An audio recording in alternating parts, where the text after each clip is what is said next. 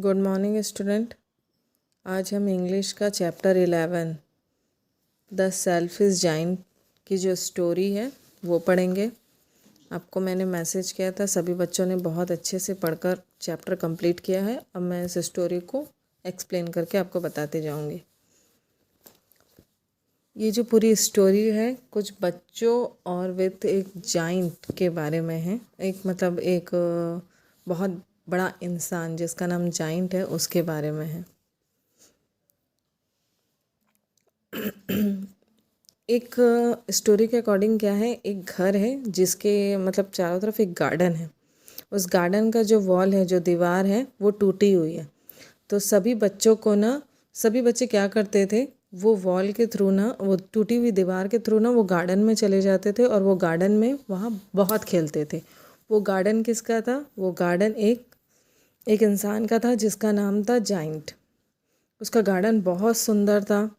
उसमें देखिए, जैसे स्टोरी में दिया हुआ है, ग्रीन ग्रास थे, हरी भरी घासें थी, ब्यूटीफुल फ्लावर्स थे, look like the bright stars of the sky. ये जो जितने फ्लावर्स थे ना, उनका लुक कैसा लगता था, एक स्टार के जैसा लगता था। और वहाँ पे ब्रांचेस ऑफ ट्री थे, singing sweet note of Joy, वहाँ पे जो बोलना चाहिए, बटरफ्लाइज थे, बर्ड्स थे, जिसकी ना एक मधुर सी आवाज़ आती थी जो उन बच्चों को बहुत पसंद था। वहाँ पे जो ट्री होती थी उनके ब्रांच में, उनके जो शाखा होती है उन पर भी बच्चे खेलते थे। बच्चों को वहाँ खेलना बहुत पसंद था। तो हमेशा क्या होता था, बच्चे क्या करते थे, वो वॉल के थ्रू अंदर चले जाते थे, वहाँ खेलते थे।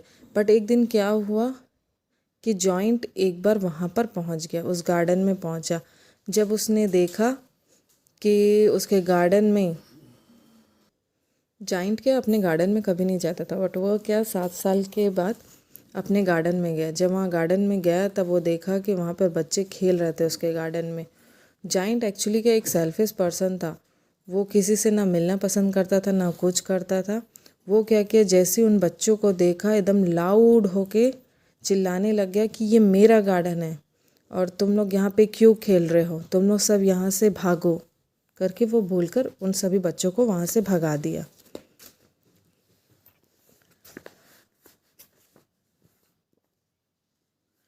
जाइंट क्या करता था, जाइंट को बिल्कुल पसंद नहीं था कि उसके गार्डन में कोई भी बच्चे खेले, ठीक है।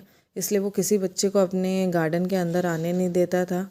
उसने उसने ये भी नोटिस कर लिया था कि बच्चे वो गार्डन का जो होल था उसके अकॉर्डिंग, उसी के थ्रू बच्चे आ जा रहे थे करके उसने वो भी देख लिया था।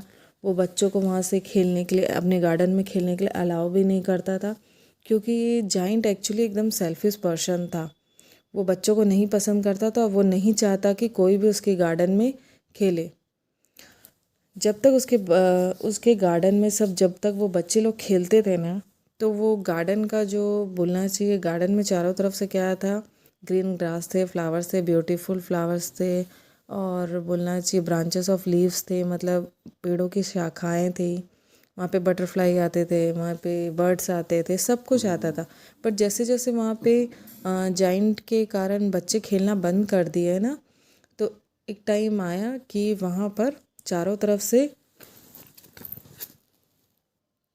वहाँ पे जैसे बच्चे जाना बंद कर दिए ना, ऑटोमेटिक वहाँ के जितने फ्लावर्स थे वो ऑटोमेटिक सब अपने आप सूख गए, और जो हरी घासें थी ना वो हार्ड स्टोन में बदल गए, विथ चारों तरफ डस्टी डस्ट हो गया। जितना सुंदर पहले उसका गार्डन था, अब उतना ही ख़राब दिखता था उसका गार्डन। बट क्या हो गया था, जाइंट हमेशा सोचता था कि अभी तो स्प्रिंग का मौसम है। स्प्रिंग मीन्स क्या, वो स्प्रिंग का मौसम का वेट कर रहा था। स्प्रिंग मतलब बसंत ऋतु। बसंत ऋतु क्या होता है, जहाँ पर ये एक ऐसा सीज़न होता है जहाँ पर बहुत सारे फूल खिलते हैं। उस समय मौसम ही कुछ अलग रहता था। वो ना वही वेट कर रहा था कि अभी ये जैसा भी है मेरा गार्डन, बट जैसे स्प्रिंग आएगा ना तो मेरा गार्डन पहले जैसा खूबसूरत हो जाएगा। वैसे ही खूबसूरत फ्लावर्स खिलेंगे, ब्लॉसम के फ्लावर्स खिलेंगे, प्लांट्स ऑफ ट्री होंगे गार्डन में, अच्छे अच्छे ट्री आएंगे, विद बर्ड्स आएंगे। वो ना उसी का ही वेट कर रहा था। बट क्या है, जो उसकी गार्डन है ना, वो वैसे ही बहुत सैड हो गई थी, क्योंकि वहाँ पर बच्चे नहीं थे, जिसके कारण ना उसके गार्डन में ना तो फ्लावर आते थे और ना ही कोई प्लांट उगे थे, और एकदम रफ हो गया था, उसका गार्डन पूरा ख़राब हो गया था। बट वो क्या कर रहा था, उसको समझ ही नहीं आ रहा था, वो स्प्रिंग का वेट ही कर रहा था। वो यही सोच रहा था कि स्प्रिंग आएगा तो उसका ऑटोमेटिक पूरा गार्डन फिर से सुंदर हो जाएगा। But the cold, not the wind, also stayed them. North wind came to roar about the garden all the night below of the chimney pots or down. फिर एक टाइम क्या आया कि पूरे नॉर्थ की तरफ से पूरे स्नो आने लग गए। वो स्नो उसके जितने जो ट्री व्री थे सबके ऊपर जाकर जम गए। और स्नो हमेशा यही ये लोग आपस में यही सोचने लगे, ये बच्चे लोग को खेलने नहीं देता, कुछ करने नहीं देता, ये इतना सेल्फिश है, तो हम इसके गार्डन को कभी भी सुंदर होने नहीं देंगे। उसके जो गार्डन में ना हमेशा क्या होती थी, बर्फ़ जमी रहती थी, उसका गार्डन कभी सुंदर ही नहीं दिखता था। बट वो हमेशा अपने माइंड में एक ही चीज़ सोचता था कि अब आएगा स्प्रिंग का मौसम, जैसे ही आएगा तो ये स्नो हट जाएगी और मेरा गार्डन फिर से सुंदर हो जाएगा। बट क्या हो रहा था कि उसके गार्डन से वो स्नो ही जा ही नहीं रही थी। चारों तरफ स्प्रिंग का मौसम चला भी गया, नेवर कम, मतलब बोलना चाहिए उसका मौसम भी आ गया था स्प्रिंग का, और उसके बाद वो चला भी गया और उसका जगह स्प्रिंग भी चला गया, समर भी चला गया, उसके बाद आ गया ऑटोमन। मीन्स इसका मतलब होता है पतझड़ का भी मौसम आ गया। बट उसका गार्डन जैसा का, जाइंट का गार्डन जैसा का वैसा ही था उसके गार्डन के समय। तब भी क्या स्नो ही थे चारों तरफ से उसके गार्डन। मतलब कहीं भी ना फूल खिले थे, ना किसी टाइप का उसमें फ्रूट था, ना कुछ था उसके में, चारों तरफ से ना पूरे स्नो ही था। तो winters the giant garden, the north wind of the hill forest snow dance about through the tree all the times. But एक दिन क्या हुआ, जब जाइंट सोया हुआ था उसे अचानक से ना एक आवाज़ सुनाई दी। उसे ऐसा फील हुआ जैसे कि स्प्रिंग का मौसम आ गया। उसने जैसे ही अपनी विंडो खोलकर देखी, तब उसने देखा कि जो उसके वॉल मतलब जो उसका वॉल था, उसके गार्डन का वॉल था, उसमें से बच्चे अंदर आकर कुछ बच्चे गार्डन में खेल रहे थे, कुछ बच्चे ब्रांच पे चढ़े हुए थे, चारों तरफ खेल रहे थे। और उसका गार्डन पहले के जैसा बहुत सुंदर हो गया था। उसका मेन रीज़न ये था कि उसके जितने गार्डन्स में, मतलब जो भी उसके ट्रीज थे सब में थे ना, ऑटोमेटिक स्नो सब में भर गया था। बच्चे नहीं खेल रहे थे वो, इसलिए स्नो जैसा का वैसे ही मतलब उसके ऊपर जमा हुआ था। जैसे ही उसमें बच्चे खेलना स्टार्ट कर दिए तो ऑटोमेटिक वो जो बर्फ़ थी, स्नो थी, वो पिघलने लग गई थी। जब वो पिघलने लगी तो वैसे ही उसका गार्डन वैसे ही सुंदर दिखने लगा। चारों तरफ ब्लॉसम के फूल्स दिखाई दे रहे थे, ग्रीन ग्रास दिखाई दे रही थी, बटरफ्लाई बर्ड्स सब आ गए थे। तब उसको एक रियलाइज़ हुआ कि इन बच्चों के कारण ही कहीं ना कहीं मेरा गार्डन बहुत सुंदर था। फिर उसने ये भी देखा कि बर्ड्स ना फ्लाई कर रहे हैं, गाना गा रहे हैं, और उसके गार्डन में एक अलग ही तरीके की रौनक हो गई थी। ऐसा लग रहा था जैसे विंटर का सीज़न आ गया, चारों तरफ से फ्लावर ही दिखते, वो बहुत खुश था। बट क्या था, एक साइड एक ऐसा भी जगह था जहाँ पर चारों तरफ से ना बोलना चाहिए बर्फ़ ही जमी हुई थी, और एक बच्चा उस बर्फ़ के नीचे खड़ा था। वो ब्रांचेस पकड़ने की कोशिश कर रहा था बट वो नहीं पकड़ पा रहा था, और उसमें वो रोने लग गया कि देखो मैं ये ब्रांचेस को तो पकड़ भी नहीं पा रहा। मतलब पेड़ की जो एक शाखा थी वो उसको पकड़ने की कोशिश कर रहा था बट वो नहीं कर पा रहा था। उस बच्चे को तब जाइंट ने देखा, और जो उसका सेल्फिश नेचर था वो वहीं पे ख़त्म हुआ। उसको ये चीज़ रियलाइज़ हो गया कि इन बच्चों के कारण ही मेरा गार्डन इतना सुंदर है। तो वो उस बच्चे के पास गया और उस बच्चे की हेल्प की। उस बच्चे को उठाकर उसने वो जो ट्री के जो ब्रांचेस होता उसमें बैठा दिया, और बच्चे भी खुश हो गए, और वो धीरे धीरे बच्चों के साथ घुलने मिलने लगा और बच्चों के साथ अच्छे से खेलने लग गया। और उसका जो गार्डन था उसमें सभी बच्चों को वो आने के लिए अलाउ करता था, वो उनके साथ खेलता था। ऑटोमेटिक क्या हो गया, उसका गार्डन बहुत सुंदर हो गया।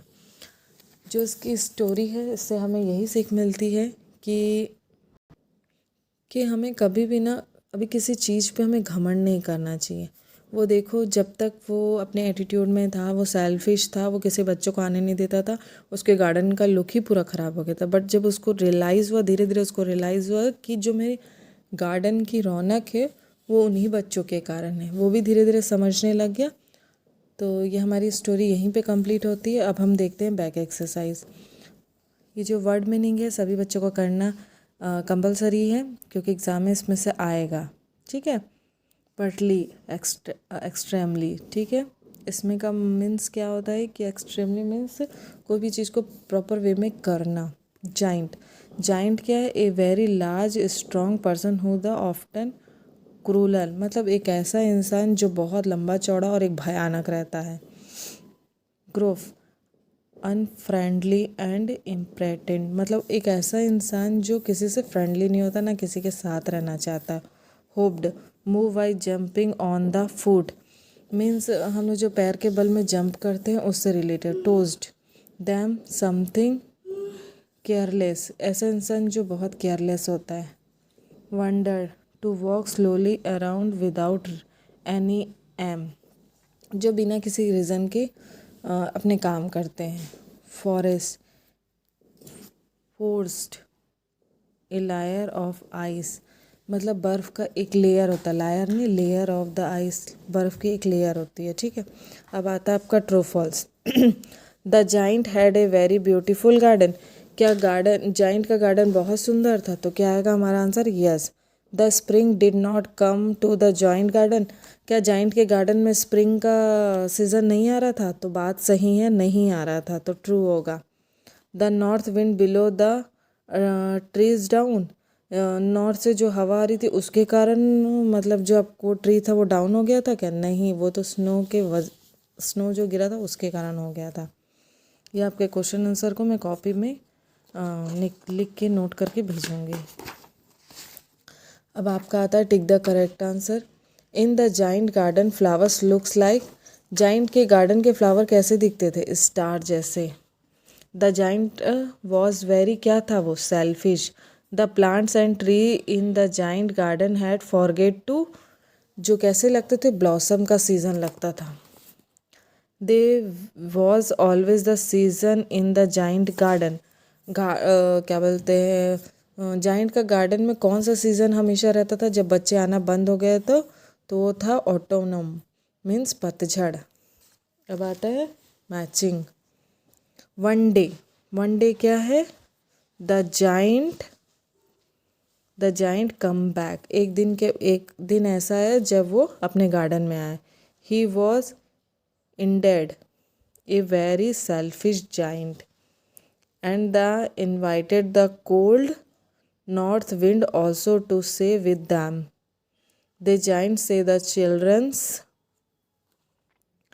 creeping the through a little hole in the wall, बच्चे क्या था, जो वॉल में एक छोटा सा होल था उससे इंटर करते थे। When the giant say this, his heart melted, मतलब उसका क्या है, दिल पिघल गया, बाद में उसको रियलाइज़ हो गया, ठीक है। अब आता था ग्रामर टाइम। ये क्या है? The doing words the action he is to the formed present tense to past tense, इसमें क्या आपको क्वेश्चन प्रेजेंट टेंस में देगा, हमको उसको पास्ट टेंस में बनाना है। जैसे देखिए कुछ एग्जांपल दिए, उसको भी आप लोग देखेंगे। जैसे इसमें फ्राई लिखा है, ये प्रेजेंट टेंस है, तो पास्ट टेंस क्या होगा? प्रेजेंट मतलब वर्तमान काल जो अभी चल रहा है, पास्ट मतलब जो बीत गया। फ्राई का क्या होगा? फ्राइड। इनवाइट का इनवाइटेड। पुश का पुश्ड। स्टे का स्टेडेड। ओपन का ओपनड। अलाउ का अलाउड। स्लोली का स्लॉइड। क्लोज का क्लोज्ड, ठीक है। अब आपका आता make new words of the adding suffix ful to the words.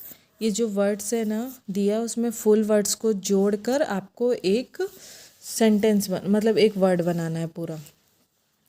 इसमें आपको याद रखना है जहाँ भी लास्ट वर्ड एफ वाई होगा उसकी जगह हम क्या यूज़ करेंगे? आई यूज़ करेंगे। जैसे देख रहे हो, जैसे यहाँ पे पहला देखते हैं एग्जांपल देख लेते हैं, ब्यूटी प्लस फुल, तो ये वाई है ना, उसकी जगह हमारा आई हो जाएगा और फुल हो जाएगा, तो मीन्स क्या होगा? ब्यूटीफुल।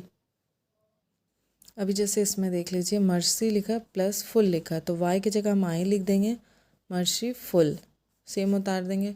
वंडर, इसमें कोई वाई नहीं है इसलिए क्या लिख देंगे? वंडरफुल, सेम जोड़ देंगे।